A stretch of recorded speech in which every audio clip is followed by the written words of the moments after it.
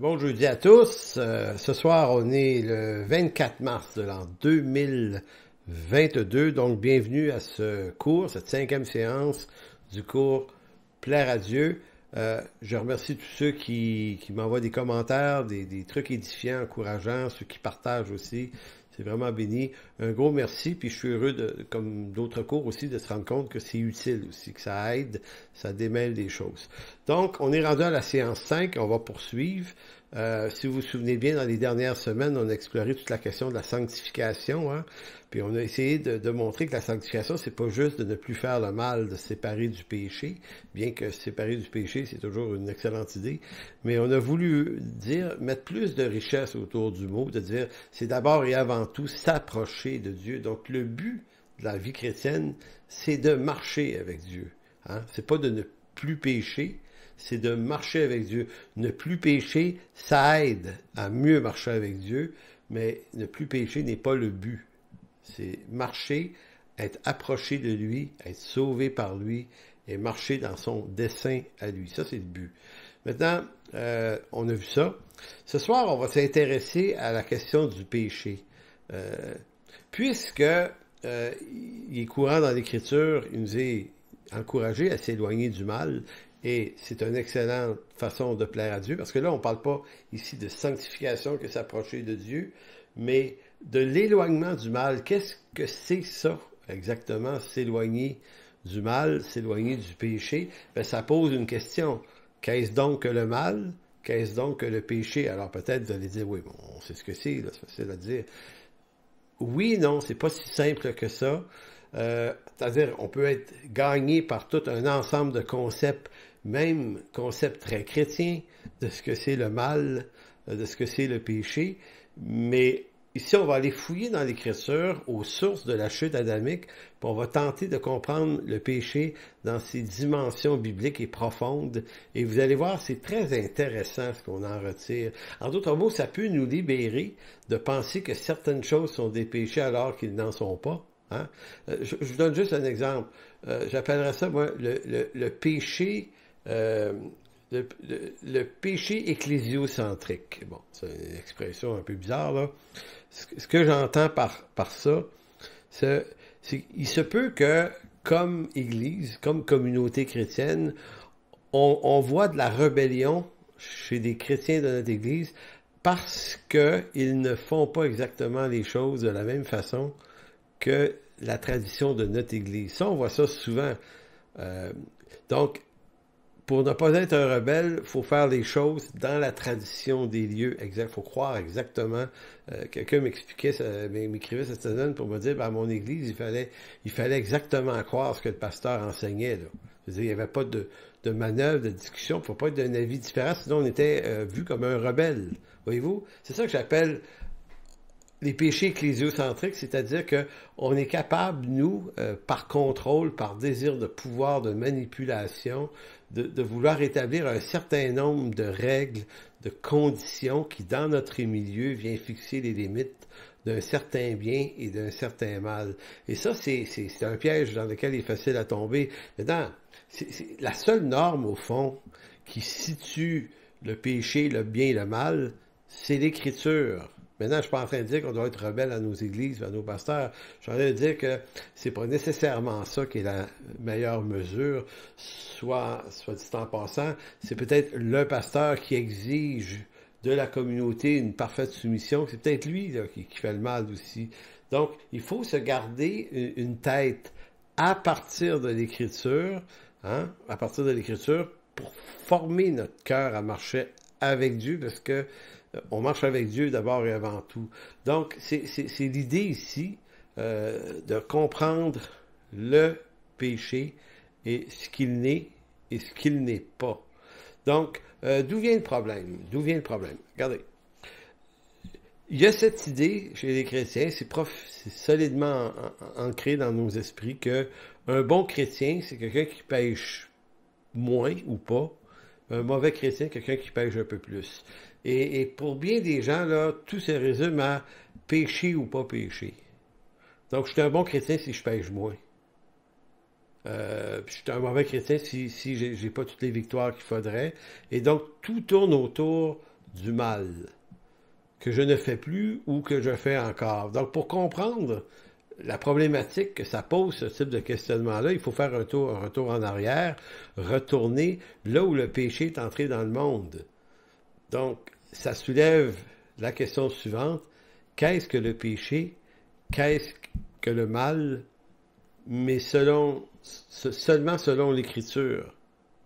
Donc, c'est l'idée ici. En fait, il nous faut comprendre que l'œuvre de Dieu aussi consiste à restaurer l'homme de l'unité perdue avec Dieu et de l'unité brisée avec son prochain. Le péché, c'est ce que c'est. T'sais, avant de dire que c'est mentir, voler et faire toutes ces choses qui sont tordues, là, il faut comprendre qu'à la base, le péché, c'est l'homme qui vit sa vie en complètement indépendant de Dieu, son Créateur.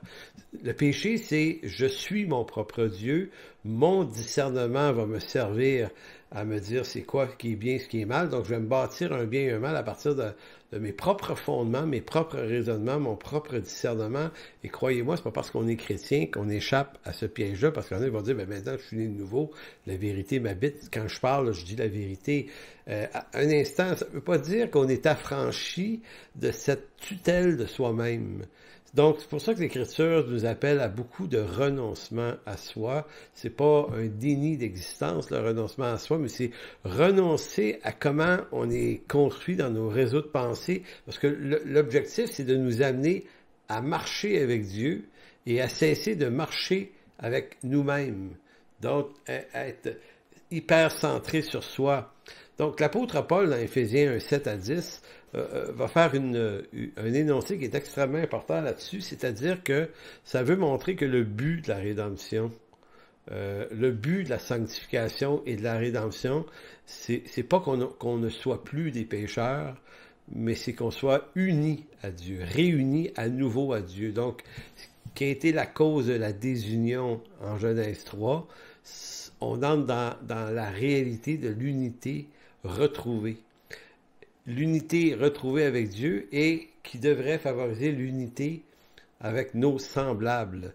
Parce que ça nous a brisé de notre relation avec nos semblables, cette division-là. C'est pour ça qu'on est un être humain, c'est en quelque sorte un être autonome qui pense par lui-même, qui est dépendant que de lui-même. Et ça, géométrie variable selon un ou l'autre.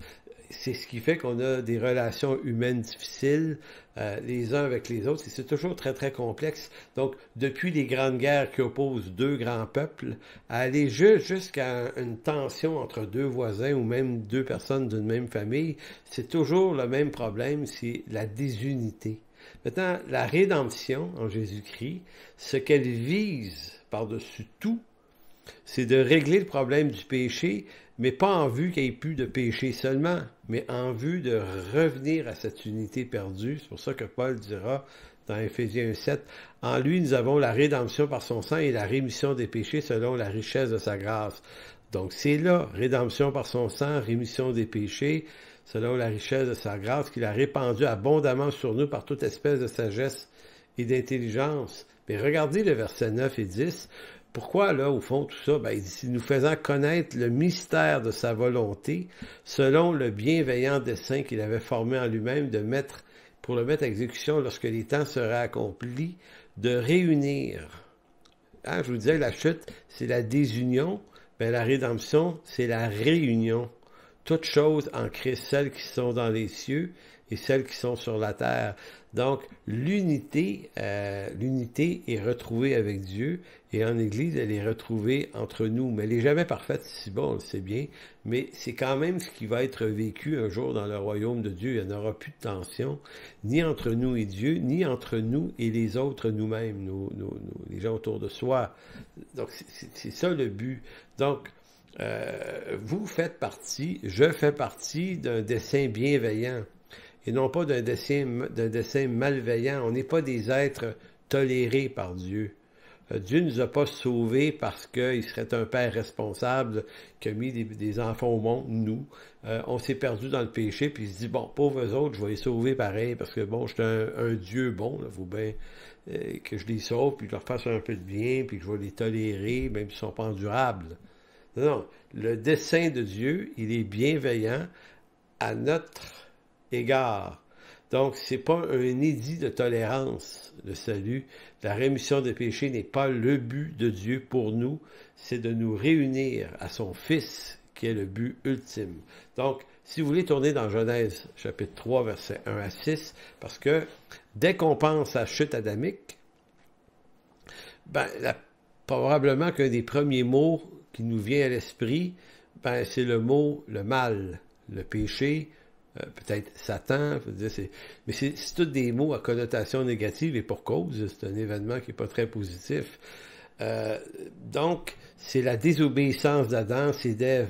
Mais est-ce que c'est la seule information qu'on doit retenir de l'événement de la chute? Eh bien, non. Disons, Genèse 3.1. Le serpent était le plus rusé de tous les animaux des champs que l'Éternel avait fait. Il dit à la femme, Dieu a-t-il réellement dit, vous ne mangerez pas de tous les arbres du jardin? La femme répondit au serpent, nous mangeons du fruit des arbres du jardin. Quant au fruit qui est au milieu du jardin, Dieu a dit, vous n'en mangerez point de peur que vous ne mouriez. Donc, si on arrête les 3 premiers versets, là, comme certains diront, l'œuvre du diable, je pense que c'est Guillaume Bourrin qui a publié ça, un petit mot un matin dans sa page Facebook, il dit, le péché, au départ, c'était d'abord de faire douter de la parole de Dieu, et ajouta-t-il, et c'est encore sa stratégie, nous faire douter de la parole de Dieu. Maintenant, c'est pas tellement le point ici auquel je veux m'intéresser, c'est qu'est-ce que le serpent a proposé à Ève ici. Alors le serpent dit à la femme, vous ne mourrez point, mais Dieu sait que le jour où vous en mangerez, vos yeux s'ouvriront, vous serez comme des dieux, connaissant le bien et le mal. Et ainsi de suite. Bon, vous connaissez le reste, la femme a vu que le fruit était beau, bon, on mangea, la mangea, puis le péché si on veut, a contaminé Adam et Ève. Le point ici, sur lequel je vais attirer votre attention, c'est que sur la proposition, vous serez comme des dieux connaissant le bien et le mal. Pourquoi? Parce que l'arbre en question, c'est l'arbre de la connaissance du bien et du mal. Donc, manger du fruit de cet arbre-là, c'est pas d'entrer dans le mal, c'est entrer dans le bien et le mal.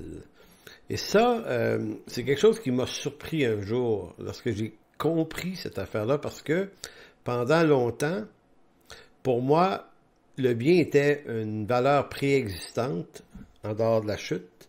Dieu est bon, Dieu est amour, Dieu est bien. Donc le bien était la seule donnée qui existait. Et tout à coup, Satan est venu séduire l'homme et la femme. Et là, le mal par lui est arrivé dans le monde. En fait, c'est pas comme faux, mais c'est pas exactement ce que le texte mentionne. Le texte mentionne que l'arbre, c'est celui de la connaissance, non pas seulement du mal, mais du bien aussi. Donc, c'est un peu particulier de se dire, le bien et le mal ont une même origine, la chute adamique. Maintenant, quand on comprend ça, on se gratte la tête, on se dit, OK, quel bien? Maintenant, on comprend le mal. D'où vient le mal? Il vient de la chute, mais comment ça que le bien vient là? Parce que le bien, c'est bien, là. Hein? On fait cette équation facile.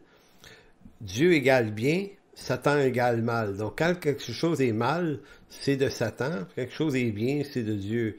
Mais l'Écriture ne nous permet pas de faire ce genre de calcul-là. D'ailleurs, on voit que si un croyant a une très, très faible théologie, il va facilement, dès que quelque chose s'oppose, j'ai vu ça souvent, vous avez un projet, puis ça marche pas, aussi bien que vous le voudriez, et là vous dites c'est Satan qui met les bâtons dans les roues. Maintenant, qui vous dit que c'est pas Dieu qui vous empêche de faire cette chose qui n'est pas sa volonté? Donc, à partir de quoi on est capable d'établir qu'une chose est bien ou mal? Évidemment, il y a des choses clairement mal, puis il y a des choses clairement bien, mais moi j'ai vu des croyants vouloir quasiment chasser Satan d'une situation que moi je leur disais, oui, je pense que c'est le Seigneur qui est en train de te parler. Le fait que les choses se passent pas comme tu veux, c'est pas nécessairement une attaque de Satan, là, c'est peut-être une intervention divine. Et voyez-vous, Ça peut être le cas dans certaines maladies. On peut tomber malade. Certains vont dire, ah, c'est automatiquement démoniaque. Donc, c'est mal. Donc, le bien, ce serait la guérison. Donc, on est capable... Et voici. Vous avez... vous faites une petite fortune, beaucoup d'argent. Vous êtes, waouh, ça, c'est de Dieu. Merci Seigneur, c'est bien. Maintenant, qui vous dit que le montant n'est pas un piège aussi, c'est plutôt mal dans votre situation, ce qui serait pas vrai pour quelqu'un d'autre. Comprenez-vous que la chute a amené le bien et le mal, mais nous a amené également dans une gestion du bien et du mal qui est confuse. C'est-à-dire que sans l'Écriture, sans la parole de Dieu, on connaît le bien et le mal, mais on ne sait pas exactement comment ajuster ce qui est vraiment bien, ce qui est vraiment mal. Les lignes sont floues. Donc, l'enjeu qui se cache derrière la proposition de Satan n'est pas seulement l'acquisition du mal. Le serpent ne propose pas à la femme de faire quelque chose de mal. Tu sais, il lui dit pas, fais quelque chose de mal, rebelle-toi contre Dieu, viens-t'en dans ma gang, tu vas voir, on a du fun. Non, il lui propose quelque chose de bien. Il lui propose d'être comme Dieu. Tes yeux vont s'ouvrir, regarde, tu vas connaître le bien et le mal. En d'autres mots, il lui propose une meilleure connaissance. Il lui fait accroire, en fait, que la connaissance qu'elle va en acquérir va être supérieure à la connaissance qu'elle a déjà. C'est un peu comme s'il disait, regarde, tu trouves pas ça bizarre que celui qui te dit ce qui est bien ou ce qui est mal, c'est Dieu, il te demande pas ton opinion. Tu trouves pas ça bizarre? Il me semble que tu as le droit de réfléchir par toi-même. Toi aussi, tu es capable de réfléchir. Mange le fruit, puis tu vas voir qu'à partir de là, ça va être mieux. Tu vas de toi-même voir tout ça. Fait que l'offre est profondément mal, mais elle sonne bien. Fait que vous voyez déjà confusion, bien, mal, mal, bien. C'est un univers de confusion. Donc, connaître le bien et le mal, et c'est ce qu'Ève a fait, et c'est ce que son mari a aussi fait, connaître le mal ici, manger de l'arbre de la connaissance du bien et du mal, c'est d'avoir pris, être devenu propriétaire d'un nouveau savoir, et le bien et le mal, mais attention, un bien et un mal sans référence à Dieu. Parce qu'il existe un vrai bien en Dieu. Il était là avant la chute. Par exemple, c'est Dieu qui va dire à Adam qu'il n'est pas bon pour l'homme d'être seul. Donc, y a-t-il des choses qui pouvaient ne pas être bonnes avant la chute? Oui, mais sans qu'elles soient péchées nécessairement. Il y en avait une, que l'homme soit seul, c'était pas bon. Maintenant, qui le dit ça? C'est pas Adam, c'est Dieu qui lui dit, regarde, ça c'est pas bon, je vais te faire une compagne qui soit ton semblable. Donc, avant la chute, c'est Dieu qui est la source, qui décrit ce qui est bon ou ce qui l'est moins. Après la chute, l'homme est séparé de Dieu et livré à lui-même, et il va devenir lui-même son propre standard de ce qui est bien et de ce qui est mal. Et croyez-moi, votre conversion ne règle pas le problème, à moins que vous soyez attentif à votre propre cœur. Donc, en d'autres mots, par la chute, un nouvel intrus est entré dans le monde, et ce n'est pas seulement le mal, c'est aussi le bien. Donc, la question, d'où vient le mal? On vient de le voir de la chute.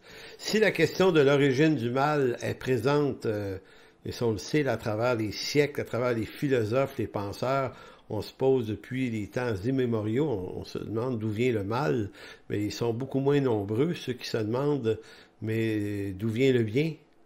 Parce qu'encore là, même chez les non-croyants, on a l'impression que le bien, c'est ce qui est normal, puis le mal, c'est l'intrus qui vient s'intégrer dans ce bien. Mais l'Écriture, elle, pose pas la question de cette façon-là. Elle dit que le mal et le bien sont deux choses mal. C'est-à-dire, le bien est mal. Le bien sans Dieu est mal. Ça explique pourquoi Paul dira dans Romains 3, « Il n'en est aucun qui fasse le bien, pas même un seul. Tous sont pervertis, tous sont égarés. » Quand j'étais jeune croyant, ça me bousculait, moi, cette déclaration-là, parce que je me disais, attends une minute, il y a des gens qui font le bien, même s'ils ne sont pas croyants. Et la réponse, est-ce que c'est vrai? Oui, c'est vrai. Et est-ce que c'est du vrai bien? Oui, c'est du vrai bien. Mais à la limite, pourquoi l'homme ne peut pas être sauvé par les œuvres? Parce que tout bien que fait l'homme ne peut pas être une raison d'œuvre pour le salut, parce que tout bien que fait l'homme, même si c'est très bien, ça reste un bien séparé de Dieu à cause de la chute. Donc l'homme fait le bien ou fait le mal, il reste séparé quand même de Dieu. Le seul vrai bien qui existe, c'est le bien de Dieu en dehors de la chute. C'est ça qui est intéressant. Donc, pourquoi le mal existe-t-il? Pourquoi le bien existe-t-il? Pourquoi? Puis là, on est dans les...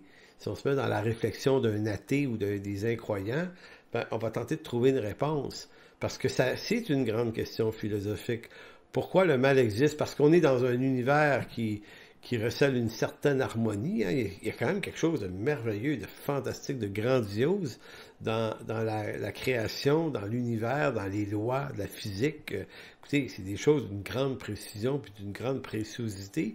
Donc, d'un côté, on est tous capables de reconnaître la beauté et l'harmonie qui existent dans la création, puis en même temps, on est tous en train de voir que quelque chose attaque ça. Il y a un mal qui est là, il y a comme un cancer dans la création qui empêche la création d'être complètement belle et harmonieuse, mais qui détruit son harmonie. Ça vient d'où? Mais ça vient encore là du péché, puisque le péché n'a pas qu'affecté l'homme, a affecté la création, nous dit Paul dans Romains 8. La création aussi attend. Hein? Elle attend le jour de la rédemption pour elle-même.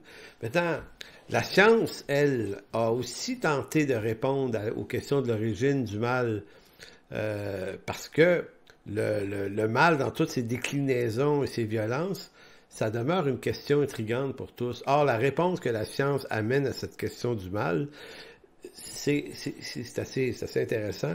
C'est que la science ou l'athéisme, parce que toute science, tous les scientifiques ne sont pas athées, là, je veux pas, mais chez les athées, chez les évolutionnistes, les darwinistes, on va dire que le mal est pas vraiment un mal, dépendant du point de vue où on le regarde. Si on le regarde du point de vue moral, le mal, c'est quelque chose de pas bien, oui, mais dans la vision athée des choses, la morale des choses, c'est pas ce qui pointe au premier niveau. Donc, on va regarder, on va se donner une théorie, la théorie de l'évolution, théorie de l'évolution des espèces et du vivant. Donc, bien que l'harmonie soit présente dans la création, c'est la concurrence, c'est la rivalité, même violente quelquefois, qui est le moteur qui permet l'enrichissement d'une espèce par la reproduction de ses spécimens les plus aptes. Donc, pas les plus aptes, les plus aptes. Donc, dans une espèce animale ou humaine ou en botanique, on voit qu'il y a de la compétition puis de la rivalité entre les espèces. Puis à l'intérieur d'une espèce, c'est juste les plus aptes qui se reproduisent davantage. Donc, il y a une forme de négativité, de violence dans ça. Donc, on s'occupe moins du faible. Dans les espèces, ce sont les plus forts qui règnent. Et ça s'observe, ce phénomène-là. Maintenant, si on regarde ça de ce point de vue-là, ben, ce qui nous apparaît être moralement mal, dans la doctrine de l'évolution, devient un avantage. Donc, on va dire c'est très, très relatif, le mal. C'est pour ça que on va exclure un peu le mal de l'équation en disant c'est pas du mal qui existe, c'est de l'évolution. Et l'évolution, pour s'améliorer, peut amener la création ou amener l'homme à un niveau supérieur, plus le mécanisme des plus aptes fonctionne, mieux que c'est. Donc, on réussit à éluder ou à extirper ou à sortir le mal de l'équation. Mais la parole de Dieu, elle, tombe pas dans ce panneau-là. La parole de Dieu crée pas de conflit tout à fait entre le bien et le mal. Puis je suis pas en train de vous dire qu'il n'y en a pas, là. Mais je suis en train de vous dire que l'Écriture, elle nous dit que le problème de l'humanité et de la création relève de la séparation d'avec Dieu. La séparation d'avec Dieu amène pas seulement le mal, mais elle amène aussi le bien. Je relis Genèse 3.5 qui dit « Le jour où vous en mangerez, vos yeux s'ouvriront et que vous serez comme des dieux connaissant le bien et le mal. » Donc par la chute, c'est non seulement le mal qui est entré dans le monde, mais aussi le bien. Plus curieux encore est le fait que le bien fait partie de l'offre du malin. Là, on disait non, le malin, il propose juste ce qui est mal. Mais en fait, non, il propose aussi ce qui est bien à l'homme. Et c'est ça qui élève l'intrigue du bien et du mal à un niveau de questionnement quand même complexe et supérieur, car si le bien origine de la même source que le mal, c'est-à-dire l'offre du serpent ancien, c'est que ce bien-là recèle quelque chose de potentiellement mal aussi, puisqu'il vient de la source du mal qui est le malin. Je ne sais pas si vous voyez où j'essaye d'aller. C'est dans un dédale un peu bizarre, parce qu'on se dit, OK, ça nous force à réfléchir sur c'est quoi le mal, mais c'est quoi le bien aussi? Qu'est-ce que c'est le vrai bien? Donc, c'est pour ça que j'ajoute une phrase, ainsi le mal n'est pas le seul intrus dans l'équation de l'histoire humaine. Il faut aussi se méfier du bien. Et vous savez une chose, au nom du bien, l'homme a fait probablement plus de mal qu'au nom du mal. Je vais vous donner un exemple tout à l'heure auquel j'ai été exposé en 1998 qui m'a fait voir cette vérité-là de façon grandiose. Or, si le bien et le mal, tels que nous les connaissons en ce monde, ont une seule et même origine et que cette origine dérive de la même séduction du diable, ben, il nous faut réfléchir sur la possibilité qu'il existe un autre bien d'une autre origine et qu'on appellerait Dieu, forcément. Donc, il existe le bien sans Dieu et il existe le bien de Dieu. Mais qu'est-ce que c'est que le bien de Dieu? Ben, on peut résumer de différentes façons, mais le seul bien de Dieu qu'on puisse réellement connaître, c'est à travers l'Écriture, c'est le fait que Dieu a une volonté et a un dessein et qu'il nous appelle à y participer. Donc, c'est pas notre conception du bien qui va nous y conduire, c'est sa conception du bien à lui. Parce que nous croyons que notre principal problème ou ennemi est le mal, nous voyons dans la sanctification le moyen de Dieu pour renverser ce mal en vue qu'on fasse du bien et qu'on puisse plaire à Dieu. Est-ce que l'équation est tout à fait juste? Non. Oui, mais non. Et là, on va essayer de s'expliquer un peu l'affaire. Revenir à Dieu, c'est forcément faire le bien, et renoncer au mal, c'est forcément faire le bien aussi. Certes, le mal est mauvais, et on est tous d'accord pour dire que entre le bien et le mal, choisissons le bien. Sauf que l'œuvre de Dieu ne se résume pas à cette simple dualité, parce qu'on est dans un monde de dualité. Hein? Il y a en haut, en bas, à gauche, à droite, il y a le grand, le petit, le noir, le blanc, le bien, le mal. Tout, on divise tout comme ça. Or, la sanctification n'est pas le fait de se détourner du mal, mais de se détourner aussi du bien et du mal, tels qu'ils sont les fruits de la chute. Marcher avec Dieu équivaut donc à se soustraire au conflit du bien et du mal pour n'obéir qu'à la volonté de Dieu, sans que ça soit jamais parfait. Donc, c'est que ce bien, le bien qui vient de la chute, lui a une origine, et là, je me répète parce que je veux que ça rentre bien, vient de la chute adamique. La connaissance, le fruit de l'arbre de la connaissance du bien et du mal, qui lui amène la condition pécheresse. Cela veut dire que l'homme séparé de Dieu conçoit ce qui est bien maintenant quand même, mais à partir de ce qui lui semble juste. C'est le péché, au fond, c'est l'homme se croit suffisamment éclairé de ses propres lumières pour établir une justice du bien qui est conforme à ce qui lui semble juste à partir de son propre entendement. C'est ça le péché. Mais ce bien sans Dieu est responsable de la plupart des grandes bêtises humaines. Et là, je vais vous donner un exemple pour illustrer ce que ça veut dire. En 1998, je suis au Rwanda, en Afrique, et je suis confronté à une situation. C'est-à-dire que quelques années avant, il y avait eu le génocide rwandais, Tutsi, Hutu, vous vous souvenez de cette affaire-là. Et quelques années plus tard, je suis là avec une équipe de missionnaires de notre église du Saguenay. J'ai passé 2-3 semaines là-bas. Et puis, voici que il est question d'un endroit, d'une ville qui s'appelle Butare, dans le sud du Rwanda, où il y a eu un massacre quelques années avant sur ce qu'on appelle la montagne turquoise, près de Butare. Et là, on a quelques confrères pasteurs rwandais avec qui on parle de ça. Puis moi, je leur demande, j'aimerais ça que vous nous conduisiez à cet endroit-là. Parce qu'on nous explique que l'endroit, c'est sur le toit d'une montagne. Et qu'il y avait une école à cet endroit-là, et beaucoup de Tutsis s'étaient réfugiés là pendant le génocide rwandais, protégés par l'armée française, et qu'à un certain moment donné, ils sont au-delà de 80 000 personnes là, sur le dessus de la montagne, et un certain soir, l'armée française s'est retirée pour une raison encore obscure, mais l'armée française protégeait en quelque sorte ces 80 000 personnes-là, donc les Hutus ne pouvaient pas les atteindre, mais lorsque l'armée française s'en va, eh bien, les Hutus sont venus, puis il y a eu un massacre, 80 000 morts et plus, à la machette ou par fusil. Et donc, on nous dit qu'il y a un musée là-bas maintenant, on peut aller voir ça. T'sais. Puis encore, les cadavres sont là encore, puis on a conservé le site pour pas oublier. On appelle ça un site génocidaire là-bas. Maintenant, ce pasteur-là nous y conduit. Et lorsqu'on arrive, il y avait un homme qui travaillait là, qui était un peu le gardien du musée. Parce que c'est un musée extérieur, là. Il n'y a pas de bâtiment vraiment. Il nous fait visiter ça. Et lui a un trou dans le front. C'est quand même étrange. Il était là le soir du génocide et il a reçu une balle dans le front. Puis par la grâce de Dieu, il n'est pas mort. Et d'ailleurs, le type est un chrétien. Et puis, lui, il nous explique ce qui s'est passé ce soir-là. Il a perdu sa femme et ses 4 enfants dans le massacre.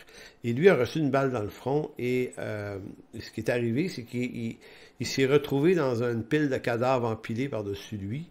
Et au bout de peut-être au bout d'une heure, il a repris, il s'est réveillé, malgré la douleur qu'il avait à la tête. Vous imaginez, là, une balle dans la tête. Il est resté couché. Puis il a choisi de ne pas se sauver parce qu'il s'est dit, si je bouge... ils vont m'achever. Fait qu'il a fait semblant d'être mort dans la pile de morts, puis personne n'y a touché, mais en d'autres mots, il a fait le mort, comme on dit. Et ça lui a sauvé la vie. Et il a vu le massacre de ses yeux, en tout cas, la fin du massacre. Et lui, il sait que sa femme et ses enfants sont dans les cadavres. Il n'a jamais été capable de les retrouver, mais il sait qu'ils sont morts là. Lui a pu quitter à la fin de la nuit. Lorsque le massacre était fini, tout le monde était parti. Il s'est sauvé, puis il est allé au Burundi, qui était pas très loin de là au sud, puis c'est là qu'il a été rescapé, qu'il a été soigné. Maintenant, pourquoi je vous parle de cette histoire-là? C'est que lorsqu'on visite le site génocidaire avec lui, nous, comme Québécois, on n'a jamais vu ça, des trucs comme ça. Ça n'existe pas, ça, chez nous. Et quand on entre dans un musée comme ça, puis qu'on voit des cadavres, et notamment, il y avait des cabanes avec des cadavres d'enfants, là, on voyait les bébés, c'est encore là. Ils étaient semi-décomposés. Ils avaient été trempés dans un formol pour les conserver, pour pas que ce soit complètement des squelettes, mais pas complètement des humains normaux. Fait que c'était vraiment bizarre. Ça ressemblait à la couleur du pain, leur peau. Et puis, on voyait les tranches de machette dans la tête des enfants. Écoutez, moi, c'est une des choses les plus traumatisantes que j'ai vues dans ma vie. Et je voulais y aller quand même. Je voulais voir ça, pas par voyeurisme, mais peut-être parce que je trouve que ici, on se plaint un peu trop pour rien au Québec. Et puis, je me disais, faut voir la misère, puis faut entrer dedans, puis faire ce qu'on peut avec. Et puis, je regrette pas, bien que ça m'a pris du temps à me remettre un petit peu de cette affaire-là, et notamment quelques personnes avec nous, quelques jeunes qui étaient là avec nous dans ce voyage-là aussi.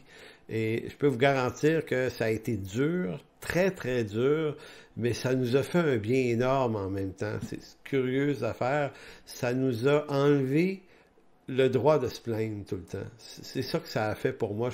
J'arrive beaucoup moins à me plaindre de mon sort depuis ce temps-là, parce que quand tu vois des trucs comme ça, puis il y a l'odeur aussi de la mort qui est restée comme dans ma tête pendant des jours. Maintenant, vers la fin, j'ai fait une entrevue, on avait une caméra, une entrevue avec cet homme-là, et je lui ai posé la question suivante.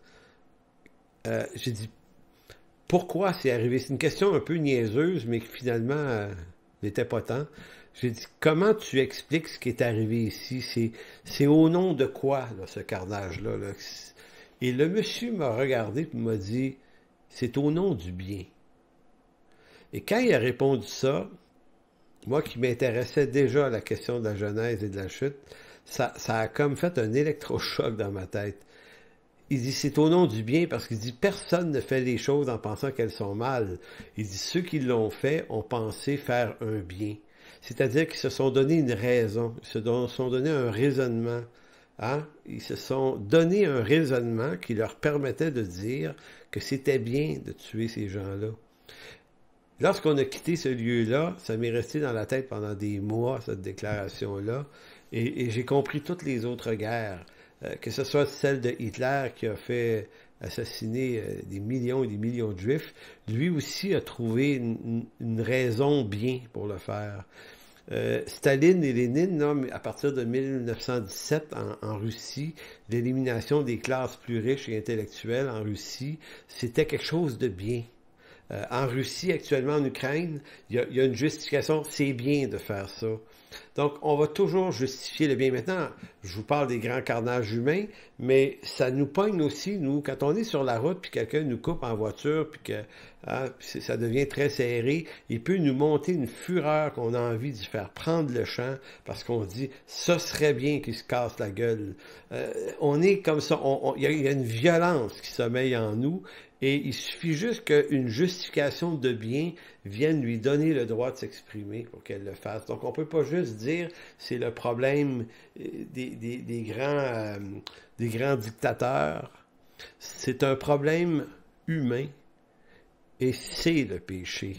Donc, le péché consiste à me faire propriétaire de ma propre vie, de mon propre entendement, en décidant que ma vie m'appartient, tout comme il m'appartient de discerner ce qui est bien et ce qui est mal, suivant mon propre entendement, séparé de Dieu. Et c'est pas parce que je suis chrétien que j'échappe au piège. Le péché, au fond, c'est d'être Dieu sur ma vie en choisissant selon mon entendement ce qui est bien, ce qui est mal, en vue de me construire un jugement en fonction de ce qui me semble bon. Le péché ne consiste pas seulement en quelques actions contraires à la loi de Moïse, mais englobe toute mon activité humaine, même lorsque ce que je fais me semble bien. Autant le mal que le bien peut m'éloigner de Dieu, mais oui, par le jeu de la séduction que l'un et l'autre opèrent dans mon entendement. Par exemple, si je fais le mal, la honte m'envahit. Si je fais le bien, c'est l'orgueil possiblement qui m'envahit. Donc, quelqu'un qui fait beaucoup de bien va se penser supérieur à ceux qui en font moins que lui. Donc, le bien, même le bien, dans nos cœurs, est contaminé par cette condition pécheresse. C'est pour ça que Paul s'écrit dans Romains 7, « Misérable que je suis ».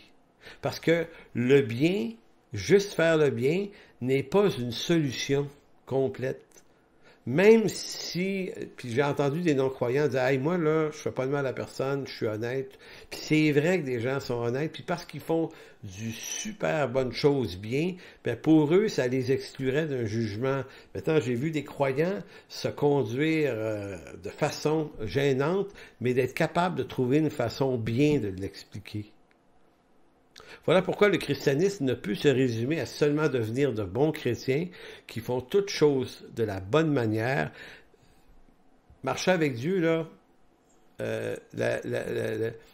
le vrai bien, c'est d'apprendre à marcher avec Dieu selon son dessein et de renoncer au nôtre. Si je ne comprends pas cette idée, qu'est-ce que je vais faire? Ben, je vais me fabriquer un christianisme qui repose sur ce que je crois être la volonté de Dieu, selon ce que je conçois de ce qui est bien et mal, et selon un certain nombre de valeurs de mon milieu chrétien, ma famille d'église ou mon pasteur. Donc, je peux réussir à ajuster le bien et le mal là, puis ça soit l'écriture, mais aussi un certain nombre d'ajouts, tout comme les pharisiens qui avaient dit à Jésus, comment ça se fait que tes apôtres ne se lavent pas les mains, selon la tradition de nos pères. Et Jésus disait, la tradition de vos pères, les gars, c'est pas une tradition qui vient de mon père, vous l'avez ajoutée, celle-là. Donc, vous voyez, c'est un peu... Qu'est-ce qu'on ajoute, nous, même dans nos milieux chrétiens, par lequel on peut manipuler la conscience des gens? Alors, c'est tout ça. On est profondément dangereux. Et c'est pour ça que Il y a un renoncement continuel qui doit être opéré, et notamment chez nous qui sommes les pasteurs, les dirigeants, les anciens, là, on doit être extrêmement attentifs à ce que la balise, elle reste toujours la balise biblique. Donc, je peux me faire le justicier de grandes causes sociales aussi en prenant part à 1001 combats au nom de la vérité, alors que l'Écriture ne donne pas aux croyants et à l'Église un tel mandat, celui de juger. Le monde sera jugé par Dieu. Et là, j'entre dans une dimension. Matthieu 18 nous dit de juger. Hein? Matthieu 18, 15, si ton frère a péché, va, reprends-le toi seul. S'il ne t'écoute pas, tu as gagné ton frère. Ça, c'est le mandat du jugement qu'on tient. Parce qu'on a une gestion du mal à faire, donc vous comprenez? Mais le seul mal qu'on peut juger, c'est celui dicté par l'Écriture. Maintenant, j'ai vu, moi, dans les derniers mois, des croyants juger le monde, juger les gouvernements, juger les riches, juger les pharmaceutiques. Et mon point ici, c'est pas que on ne peut pas les juger, c'est pas qu'ils sont blancs comme neige. Il y a plein de corruption dans ces gens-là. La question, c'est, est-ce qu'il revient à l'Église de les juger? Ma réponse est clairement et manifestement non. Le texte ne dit pas si un gouvernement, si un non-chrétien, si un tel pêche, reprends-le. Le mandat qui nous permet d'avoir un jugement moral sur les situations concerne l'Église. Notre rapport au monde, ce n'est pas de juger ses actions, c'est de lui annoncer la bonne nouvelle, mais notre rapport à l'Église, c'est de la maintenir aussi pure et biblique que possible. Donc, le jour où nous nous mêlons de questions politiques et d'affaires publiques, en jugeant les affaires de ce monde au nom de notre christianisme, parce que je comprends qu'on peut avoir aussi une job, on peut être un avocat, un journaliste, qui adhérons à un code professionnel qui nous amène à avoir un travail qui peut dénoncer des magouilles qui se font dans les gouvernements, ça c'est bien correct. Moi, je parle au nom du Christ et de l'Église. Est-ce qu'on peut se mêler de ces questions-là? C'est non. Si on le fait, ben, on déborde de notre mandat parce que c'est pas notre mandat de s'occuper de ces choses-là. Nous, notre mandat, c'est de gérer les choses à l'intérieur. C'est pour ça que quand des gens sont allés voir Jésus, là, tu sais, dans Luc 12, « Hey, mon frère veut pas me remettre ma part d'héritage », Jésus va lui dire assez clairement, « Qui m'a établi juge pour faire votre partage? » Luc 12. Verset 14. Qui m'a établi juge? Est-ce que c'est parce que Jésus possédait pas la connaissance qui lui permettait de départager entre lui et son frère en disant, hey, ton frère il agit pas bien, toi t'es mieux. Je suis contre ton frère, je suis avec toi. Jésus dit, tu sais, même si je possède la connaissance et le savoir exhaustif de ta cause, j'ai pas reçu le mandat de la juger, fait que je la jugerai pas ton histoire. C'est fou, hein? Mais c'est ça, l'Évangile aussi. Donc, ce mandat-là nous est aussi transféré. C'est pour ça que pendant la pandémie, j'ai fait beaucoup de capsules dans lesquelles j'essayais d'éclairer ça. J'essayais de dire aux chrétiens, écoutez, faites attention à ce que vous dites contre les gouvernements. Faites attention aux attaques que vous faites contre ce monde. Faites attention à de l'information que vous diffusez, qui dans certains cas était fausse, qui était de l'accusation et de la calomnie aussi. Pas toujours, mais des fois oui. Et je voyais qu'il y avait une nonchalance. Il faut remarquer que ce type de discernement repose sur des opinions qui nous sont propres à chacun.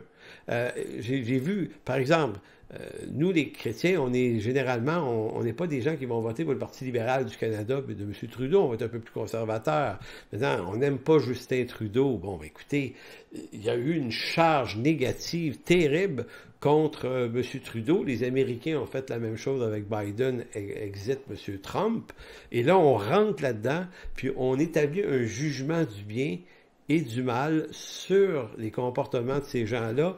Et ce qu'on n'est pas en train de se rendre compte, c'est que le bien et le mal qu'on se sert pour juger, c'est juste le fruit de l'arbre de la connaissance du bien et du mal. Donc, on est en train d'émettre des opinions à gauche, à droite, à tort ou à raison. Donc, c'est pas l'Écriture qui oriente notre jugement dans ce temps-là, c'est nos postures idéologiques ou politiques ou ethniques. C'est des résidus de colère, de ressentiment face à un monde en confusion. Et c'est ça qu'on fait ressortir.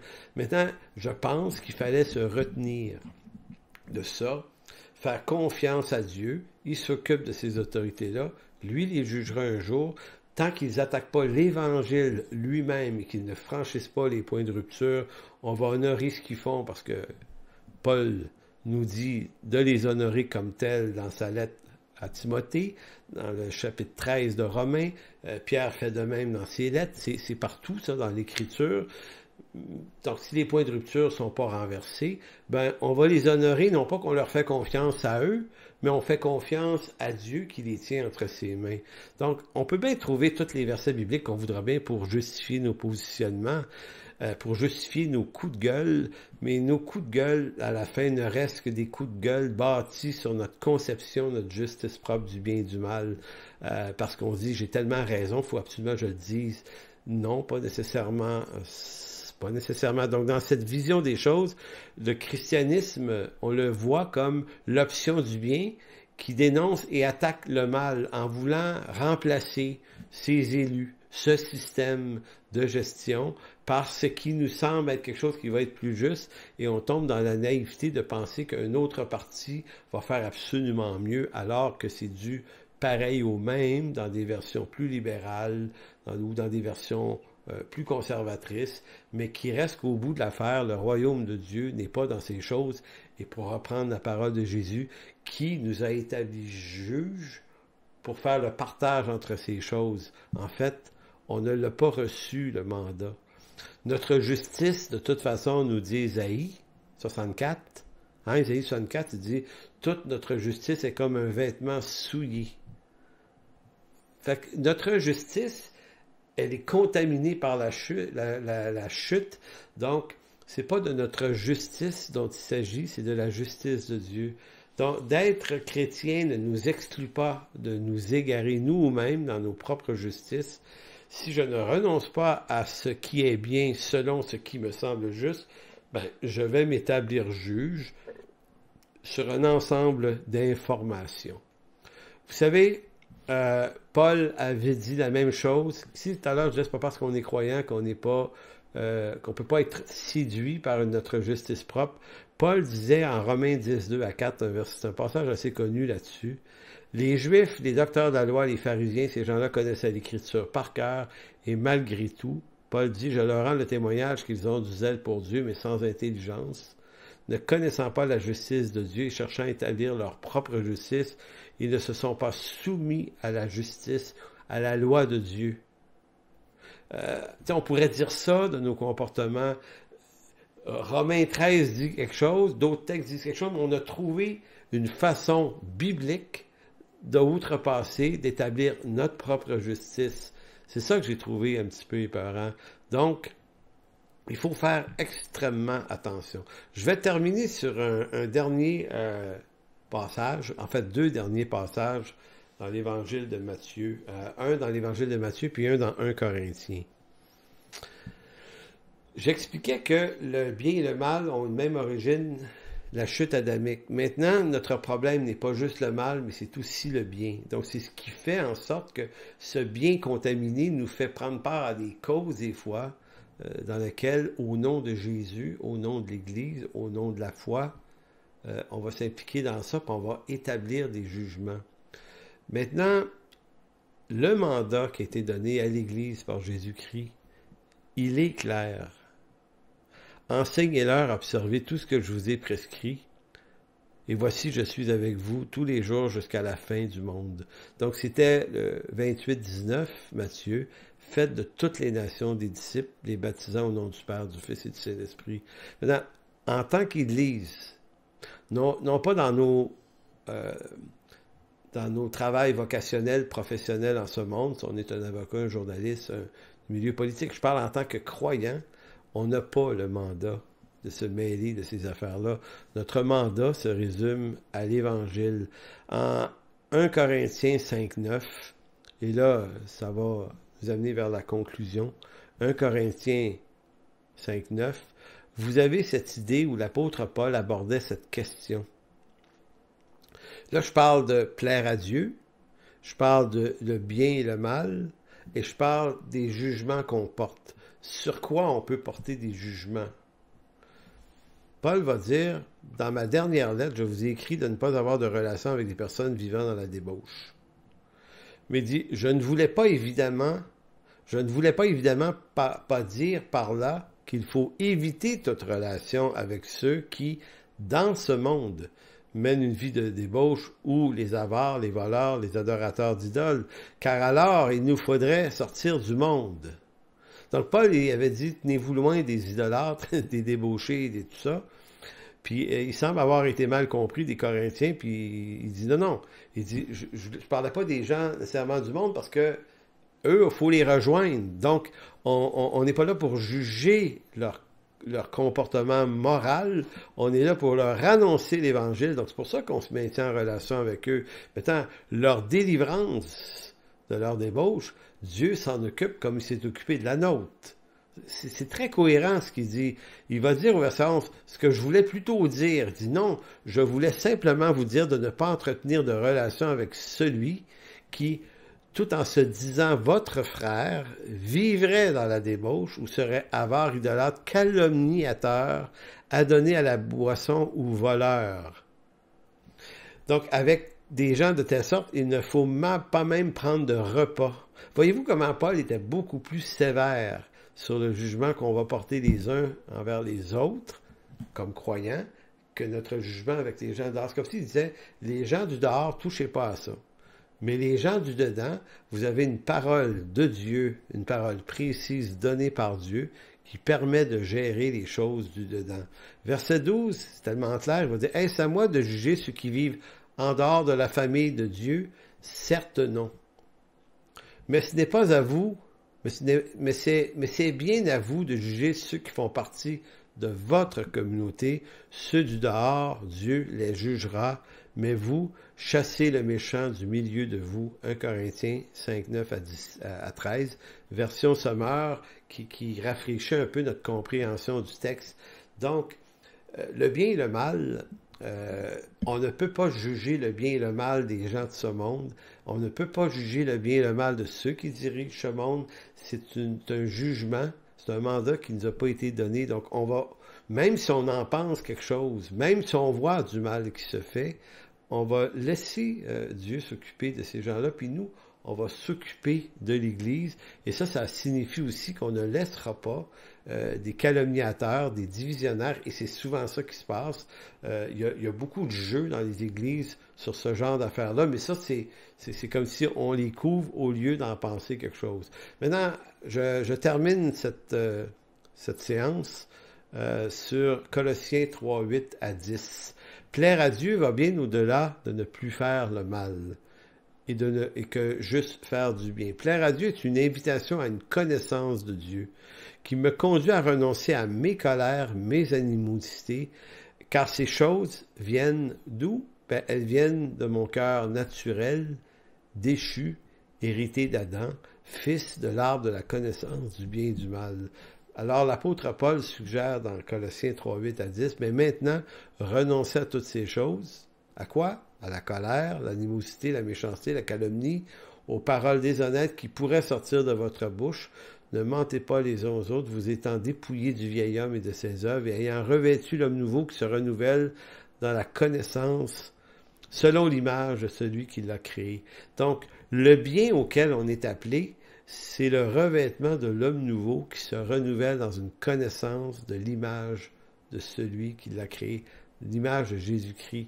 Notre mandat à nous, là, il est circonscrit dans les œuvres de Jésus-Christ, dans la connaissance de sa parole, et pour le reste, on va rester peinard.